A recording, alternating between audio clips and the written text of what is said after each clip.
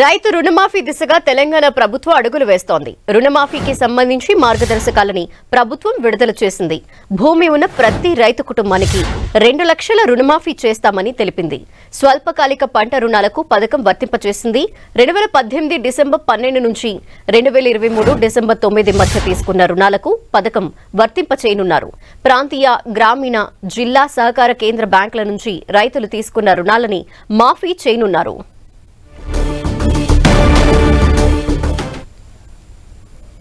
రైతు రుణమాఫీకి సంబంధించిన మరి డీటెయిల్స్ మా ప్రతినిధి ప్రతాప్ అందిస్తారు. ప్రతాప్,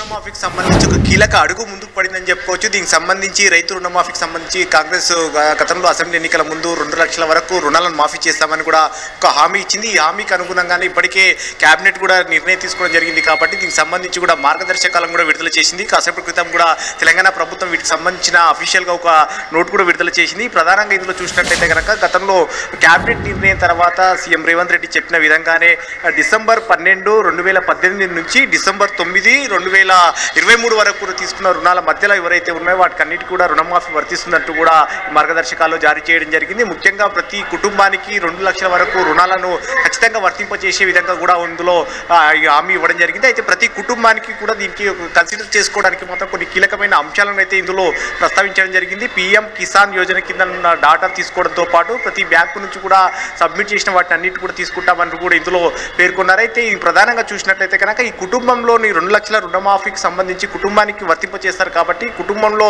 మహిళల పేరు మీద ఉన్న రుణాలకి మొట్టమొదటిగా ప్రయారిటీ ఇస్తారు. ఆ తర్వాత మిగతా మగవారికి పైన ఉన్న రుణాలకు సంబంధించి నెక్స్ట్ ప్రయారిటీ కింద ఉంటాయంటూ కూడా ఇందులో పేర్కొన్నారు. అయితే కుటుంబానికి సంబంధించి 2 లక్షల రుణాలను రుణాలను మంజూరు చేసే విషయంలో మాత్రం కొన్ని కీలకమైన నిర్ణయాలు అయితే ఇందులో ప్రస్తావించడం జరిగింది. ముఖ్యంగా దీనికి సంబంధించి కూడా డాటా బేస్ అంతా కూడా చాలా కీలకంగా కలెక్ట్ చేస్తున్నారని కూడా ఇందులో ప్రస్తావించారు. ముఖ్యంగా బ్యాంకుల నుంచి కూడా ప్రతికి సంబంధించి అకౌంట్ ఎవరైతే రుణాలు తీసుకున్నారో వాటన్నిటి కూడా డాటాను సేకరించడంతో పాటు ఆ కుటుంబానికి సంబంధించిన డాటానంతా కూడా పీడిఎస్ అంటే తెల్ల రేషన్ కార్డుకు సంబంధించిన డాటానంతా కూడా అనుసంధానిస్తారు. అయితే బ్యాంకులో ఒక నోడల్ అధికారిగా ఖచ్చితంగా ఒక అధికారిని కూడా ఏర్పాటు చేస్తాం. ఆ అధికారి సంతకం చేయాల్సి ఉంటుంది. అదేవిధంగా రుణమాఫీకి సంబంధించిన వారు కూడా అర్హులు కూడా ఖచ్చితంగా డిజిటల్ సంతకం చేయాల్సి ఉంటుందంటూ కూడా అందులో ప్రస్తావించారు. ఆ సంతకాలు చేసిన తర్వాత వీటన్నిటి కూడా బేరీజ్ చేసుకున్న తర్వాత డీబీటీ డైరెక్ట్ బ్యాంకు అకౌంట్లోనే వీటిని రుణాలకు అర్హత ఉన్న వారిని అందరూ కూడా డైరెక్ట్ బ్యాంకులో అకౌంట్కే అనుసంధానం చేస్తామంటూ కూడా చెప్పారు. అయితే ముఖ్యంగా చూసినట్లయితే కనుక ఖచ్చితంగా ఈ రుణాలను విషయంలో మాత్రం కొన్ని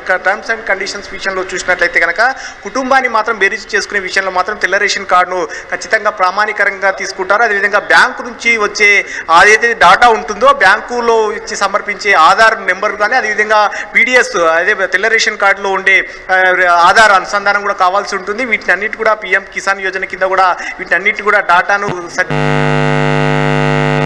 లక్షల రుణమాఫీ 2 లక్షల రుణాల కంటే ఎక్కువగా ఎవరికైతే రుణం ఉంటుందో వారు ఖచ్చితంగా మాత్రం ఆ 2 లక్షల పైబడిన రుణాలు చెల్లించిన తర్వాతనే 2 లక్షల రుణాలు మాఫీ అవుతాయని చెప్పేసి కండిషన్ పేర్కొన్నారు. సో 2 లక్షల కంటే ఎవరికైతే రుణాలు ఎక్కువగా ఉన్నాయో వారంతా కూడా ఖచ్చితంగా ఏవైతే టైం బాండ్ ఫిక్స్ చేశారో ఆ టైం బాండ్ లోపల ఉన్న వారంతా కూడా ఖచ్చితంగా పైబడిన రుణాలన్నింటినీ కూడా చెల్లించాల్సి ఉంటుంది. ఆ చెల్లించిన తర్వాత మిగతా 2 లక్షలకు సంబంధించి కూడా ప్రభుత్వం రుణమాఫీ చేస్తారని కూడా అందులో టర్మ్స్ అండ్ కండిషన్లో పేర్కొంది. సో మొత్తం మీద దీనికి సంబంధించి ఈ కండిషన్స్ అంతా కూడా చాలా క్లియర్ కట్గా చాలా అంశాలను కూడా అందులో ప్రస్తావించడం జరిగింది. చెప్పండి. ఒకే కుటుంబం నుండి ఇద్దరు కనుక రుణాలు తీసుకుంటే ఈ నేపథ్యంలో కుటుంబంలో ఒకరికి మాత్రమే వర్తింప చేస్తారా?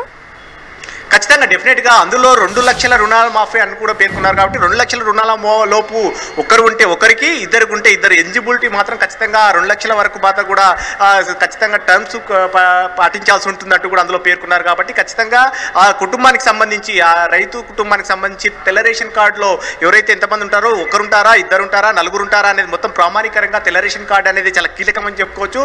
ఆ రేషన్ కార్డులో ఉన్న వారిలో ఎంతమంది రుణాలు తీసుకున్నా కూడా అన్నింటినీ కూడా కేవలం 2 లక్షల మాత్రమే వర్తింపజేసేటట్టుగా కూడా టర్మ్స్ అండ్ కండిషన్ పెట్టారు. సో మొత్తం మీద దీని కండిషన్స్ అంతా కూడా అప్లై చేయడానికి చాలా కీలకమైన డాటా బేస్ అంతా కూడా బ్యాంకుల నుంచి తీసుకోవడం కానీ పీడిఎస్ ఆఫీస్ దాని నుంచి కూడా అనుసంధానం చేసిన తర్వాత దీన్ని ఒక కొలికి తీసుకొచ్చి అర్హులకు మాత్రం అంటే 2 లక్షల వరకు మాత్రమే రుణమాఫీ చేసే విధంగా అందులో ప్రస్తావించడం జరిగింది. Thank you.